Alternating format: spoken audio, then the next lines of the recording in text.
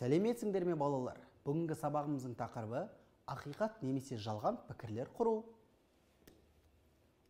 Бүгінгі сабақта ақиқат немесе жалған пікірлерді құруды үйренесіңдер. Олай болса, алғашқы тапсырмаға назар аударыңдар.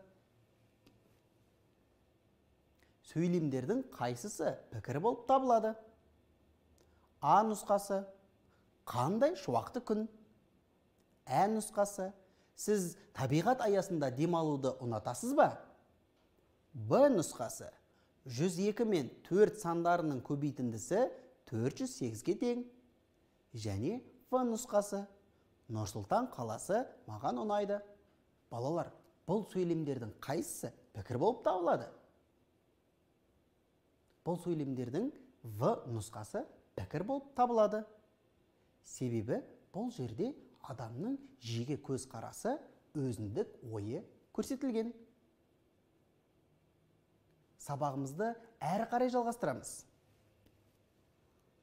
Пікірлердің ақиқат немесе жалған екенін анықтаңдар. Алғашқы пікір: табиғат аясында демалғаннан кейін қоқыстарды шашып кетуге болады. Балалар, қоқыстарды шашып кетуге бола ма? Әрине жоқ. Сондықтан бұл жалған пікір. Келесі пікір: табиғат аясында демалғанда спорттық ойындар ұйымдастыруға болмайды. Балалар, табиғат аясында спорттық ойындар ойнауға болады ма? Әрине болады. Демек, бұл жалған пікір. Келесі пікір: табиғат аясында демалғанда суға түсуге болмайды. Балалар, бұл ақиқат пікір ме? Әрине жоқ. Бұл жалған пікір. Соңғы пікір: табиғат аясында демалғанда домбырамен ән салуға болады. Бұл ақиқат пікір ме? Иә, бұл ақиқат пікір. Келесі пікірлерге назар аударыңдар. Табиғат аясында демалғанда атпен серуендеуге болады. Балалар, бұл қандай пікір? Дұрыс айтасыңдар. Бұл ақиқат пікір. Табиғат аясында демалғанда қайықпен серуендеуге болмайды. Балалар, бұл жалған пікір ме? Иә, бұл жалған пікір. Келесі пікірлерге назар аударыңдар. Табиғат аясында демалғаннан кейін жаққан отты сөндірудің қажеті жоқ. Балалар, бұл қандай пікір? Дұрыс айтасыңдар. Бұл жалған пікір. Келесі пікір: табиғат аясында демалғанда суретке түсуге болмайды. Балалар, бұл ақиқат пікір ме? Әрине жоқ. Келесі пікір: табиғат аясында демалғанда балық аулауға болады. Бұл қандай пікір? Бұл ақиқат пікір. Балалар, сендер де бұл тапсырмаларды дұрыс орындадыңдар деп ойлаймын. Сабағымызды әрі қарай жалғастырамыз. Суретке қараңдар, пікірлердің ақиқат немесе жалған екенін анықтаңдар. Алғашқы пікір: суретте отбасының ас үйде тамақтануы бейнеленген. Балалар, бұл қандай пікір? Әрине жалған пікір. Келесі пікір: табиғат аясындағы отбасылық демалыс бейнеленген. Балалар, бұл жалған пікір ме? Әрине жоқ. Бұл ақиқат пікір.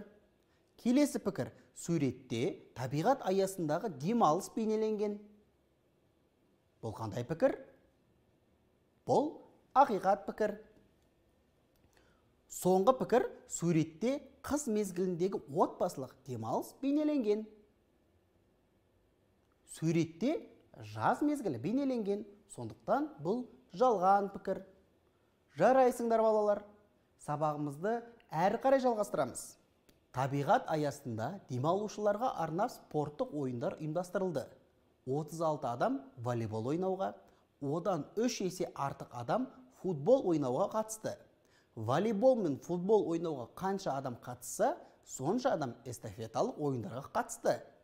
Спорттық ойындарға барлығы неше адам қатысты? Алдымен есептің шартын жазайық. Волейболға 36 адам қатысқан, футболға белгісіз, волейболға қарағанда 3 есе артық адам қатысты. Волейбол мен футболға қанша адам болса, эстафеталық ойынға сонша адам қатысты. Барлығы қанша адам? Алдымен футболға қатысқан адамдар санын анықтайық. Ол үшін 36 мен 3-тің көбейтеміз. 36 мен 3-тің көбейтіндісі 108-ге тең. Демек, футболға 108 адам қатысты. Келесі кезекте эстафеталық ойынға қатысқан адамдар санын анықтайық. Ол үшін волейбол мен футболға қатысқан адамдар санын қосамыз. Яғни 36-ға 108-ті қосамыз. Қосындының мәні 144-ке тең. Енді барлық адамдар санын анықтайық. Ол үшін 36 мен 108-дің қосындысына 144-ті қосамыз. Қосындының мәні 288-ге тең. Демек, спорттық ойындарға барлығы 288 адам қатысты. Жарайсыңдар балалар. Келесі есепке көшейік. Келесі есепте табиғат аясындағы демалыс орталығында 250 адам демалып жүр. Олардың 86-сы тауға өрмеледі. Одан 2 есе кем адам атпен серуендеді. Ал қалғаны тауға жаяу шықты. Неше адам тауға жаяу шықты? Алдымен есептің шартын жазайық. Барлығы 250 адам. Тауға өрмеледі 86 адам. Атпен серуендеді белгісіз. Тауға өрмелеген адамдар санынан 2 есе кем. Тауға жаяу шыққан адамдар саны белгісіз. Алдымен атпен серуендеген адамдар санын анықтайық. Ол үшін қандай амалды қолданамыз? Дұрыс айтасыңдар. Ол үшін 86-ны 2-ге бөлеміз. 86 мен 2-ның бөліндісі 43-ке тең. Демек, 43 адам атпен серуендеді. Енді тауға жаяу шыққан адамдар санын анықтайық. Ол үшін 250-ден 86 мен 43-ның қосындысын азайтамыз. 86 мен 43-ның қосындысы 129-ға тең. Ал 250-ден 129 азайтсақ, айырманың мәні 121-ге тең болады.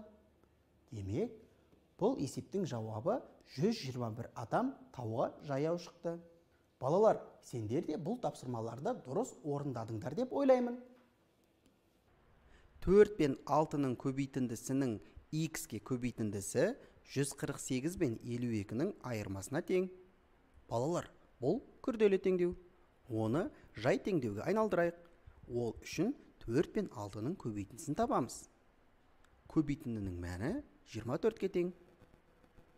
Келесі кезекте 148 пен 52-ның айырмасын табу керек.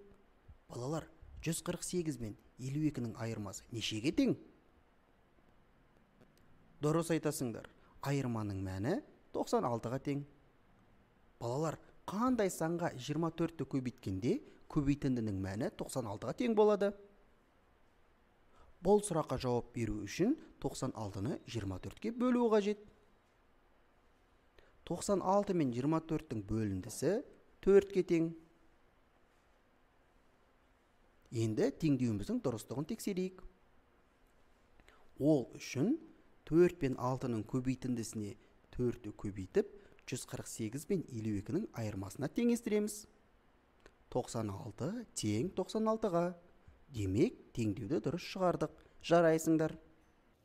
Сонымен, бүгінгі сабақта ақиқат немесе жалған пікірлер құруды үйрендіңдер. Осымен бүгінгі сабағымыз аяқталды. Сау болыңдар.